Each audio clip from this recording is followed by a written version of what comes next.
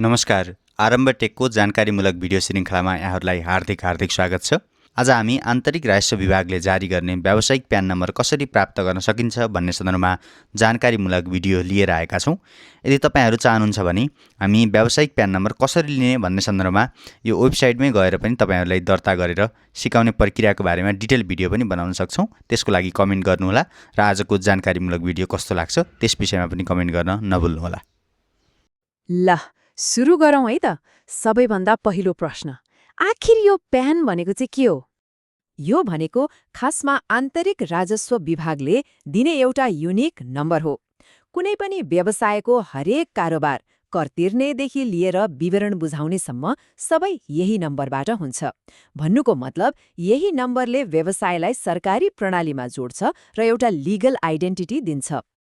अझै सरल भाषामा भन्नुपर्दा यो बिजनेसको लागि कर तिर्ने एउटा परिचय पत्र जस्तै हो। सोच्नुहोस् त, एउटा बिजनेस सुरु भयो, प्यान लियो, अनि मात्रै त्यसले वित्तीय कारोबार गर्न कानुनी रूपमा योग्य भयो। छोटकरीमा प्यान बिना कुनै पनि व्यवसाय कर प्रणालीमा लिगली एक्जिस्ट नै गर्दैन। ओके, प्यान भनेको के हो त थाहा भयो, तर प्रश्न आउँछ यो किन यति महत्त्वपूर्ण छ? किन यो कम्पल्सरी नै छ त? ल अब यसबारे कुरा गरौँ। हेर्नुहोस् है, व्यवसायलाई कानुनी रूपमा चलाउन, सरकारलाई कर तिर्न, बिजनेसको नाममा ब्याङ्क अकाउन्ट खोल्न अनि ग्राहकलाई बिल बिजक दिन, यी सबै कामको लागि प्यान चाहिन्छ। रजिस्टर्ड कम्पनीको लागि त यो अनिवार्य नै भइहाल्यो। यो बिना गरिने कुनै पनि वित्तीय कारोबारले कानुनी मान्यता नै पाउँदैन। सिधा कुरा। ल अब कुरा गरौँ प्र्याक्टिकल तयारीको। प्यान दर्ता गर्न जानु अघि के कागजातहरू ठिक्क पारेर राख्नुपर्छ त? किनभने सही कागजातहरू भएन भने प्रक्रिया त्यही रोकिन्छ। यहाँ हेरौँ है, के चाहिन्छ? कम्पनी दर्ताको प्रमाणपत्र त भइहाल्यो, प्रबन्धपत्र र नियमावली पनि चाहियो, अनि कम्पनीका डिरेक्टर्सको नागरिकताको कपी र पासपोर्ट साइज फोटो, कम्पनीको ठेगानाको पूरा विवरण पनि चाहिन्छ। अनि एउटा कुरा याद राख्नुहोस् है, कहिलेकाहीँ अफिस भाडामा लिएको भए त्यसको सम्झौता पत्र पनि माग्न सक्छन्।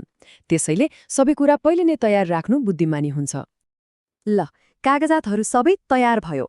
अब पालो आयो सबैभन्दा महत्त्वपूर्ण चरणको, अनलाइन आवेदन कसरी दिने। आउनुहोस् स्टेप बाई स्टेप हेरौँ।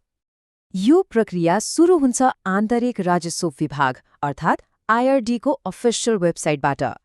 र सबभन्दा राम्रो कुरा के हो भने यो प्रक्रिया घरमै बसेर सुरु गर्न सकिन्छ। कति सजिलो होइन त?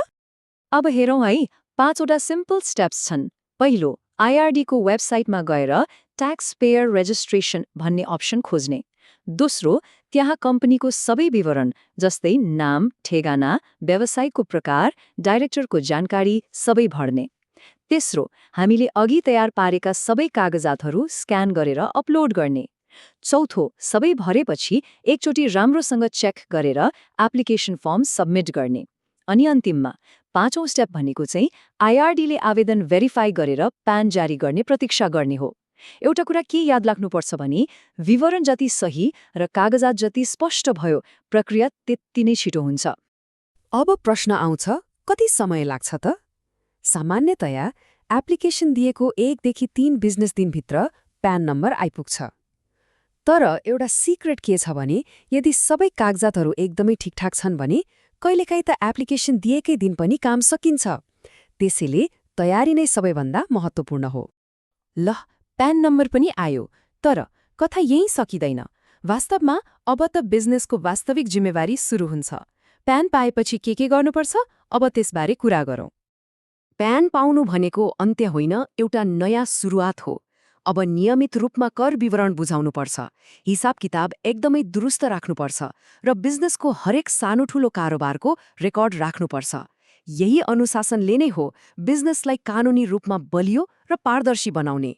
र अन्तमा एउटा गहिरो प्रश्न सोचेर यो चर्चालाई बिट मारौँ, के कुनै पनि व्यवसाय केवल दर्ता भएर मात्र पुग्छ, वा त्यसले वित्तीय अनुपालनको लागि पनि आफूलाई तयार राख्नुपर्छ?